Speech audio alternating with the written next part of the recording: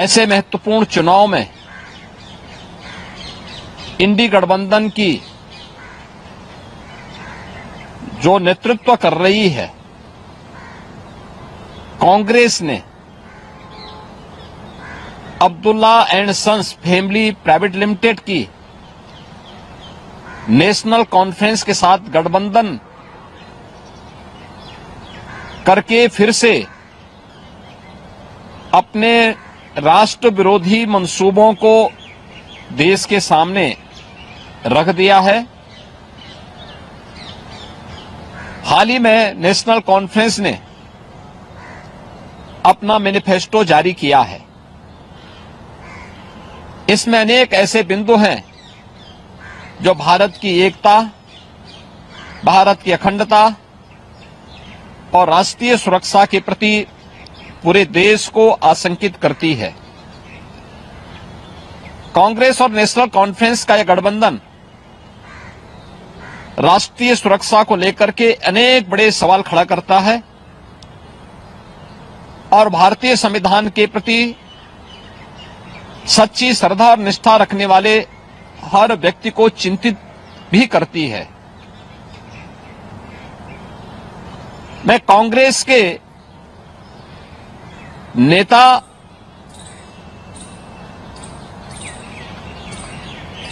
श्री राहुल गांधी से पूछना चाहता हूं कि क्या कांग्रेस नेशनल कॉन्फ्रेंस के जम्मू कश्मीर में फिर से अलग झंडे की घोषणा का समर्थन करती है?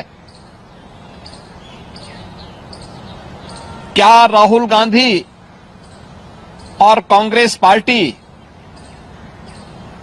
धारा 370 और आर्टिकल 35A को वापस लाकर जम्मू कश्मीर को फिर से अशांति और आतंकवाद के युग में धकेलने के जम्मू कश्मीर नेशनल कॉन्फ्रेंस के घोषणा का समर्थन करती है? कि क्या कांग्रेस नेशनल कॉन्फ्रेंस के जम्मू कश्मीर में फिर से अलग झंडे की घोषणा का समर्थन करती है? क्या राहुल गांधी और कांग्रेस पार्टी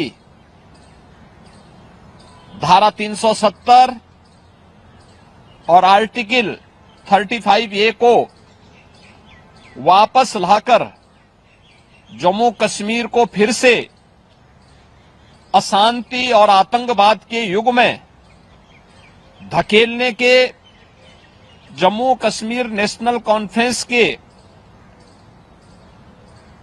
घोषणा का समर्थन करती है? कांग्रेस पार्टी नेशनल कॉन्फ्रेंस के साथ जुड़कर फिर से क्या कांग्रेस पार्टी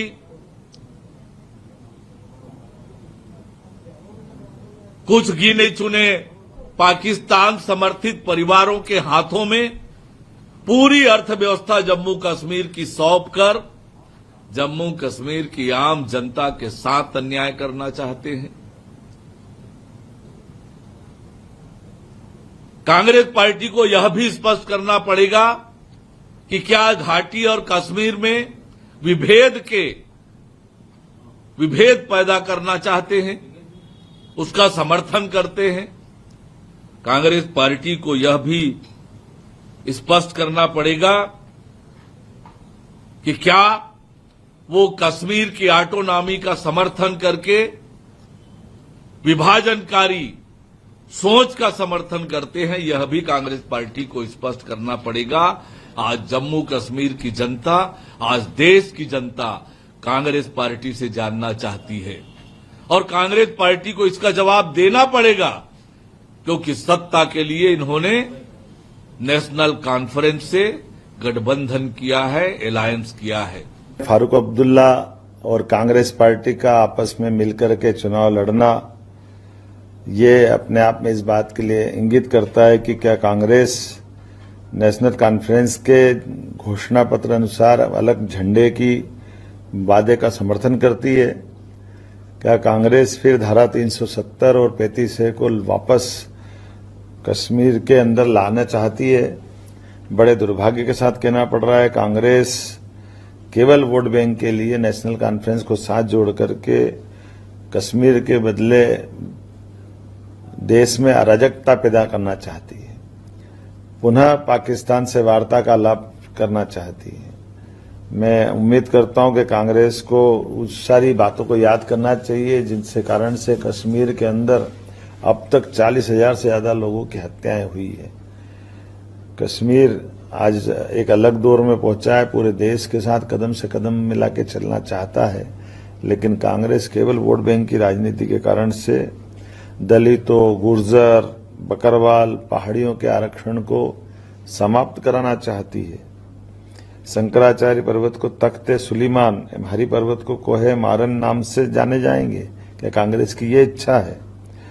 कांग्रेस फिर बाबा अमरनाथ की यात्रा पे एक तरह से संकट के बादल में मंडराना चाहते हैं, क्योंकि ये कारण थे जिन कारण से कश्मीर में सदैव अशांति बनी रही, जिसके कारण धारा 370 और 35A था। मैं उम्मीद करता हूं कांग्रेस को इस बातों का जवाब देना चाहिए। जम्मू और कश्मीर के बीच में विभाजन का काम कांग्रेस ने लंबे समय तक कराया और उसमें नेशनल कॉन्फ्रेंस की बड़ी भूमिका थी। जम्मू कश्मीर के अंदर आगामी विधानसभा का चुनाव है। उस चुनाव में जिस प्रकार से कांग्रेस पार्टी और नेशनल कॉन्फ्रेंस पार्टी ने आपस में गठबंधन किया है, ये कश्मीर की जनता के साथ एक तरह से धोखा है और ये कश्मीर के जनता के सामने बेनकाब हो गए हैं। और कांग्रेस पार्टी पूरे देश के सामने भी बेनकाब हुई है। किस प्रकार से अराजकता को, आतंकवाद को, अलगाववाद को, जिहादियों को समर्थन कर रही है, आरक्षण का विरोध कर रही है। और जो राहुल गांधी जी घूम घूम कर कहते थे कि मैं हिंदू हूं, और वहां पर शंकराचार्य पर्वत का नाम बदलने का भी समर्थन कर रहे हैं, तो कहीं न कहीं कांग्रेस पार्टी और ये इसकी सहयोगी पार्टियां, इनके लिए सत्ता पहले है, देश बाद में है। इनके गठबंधन से ये पूरी तरह से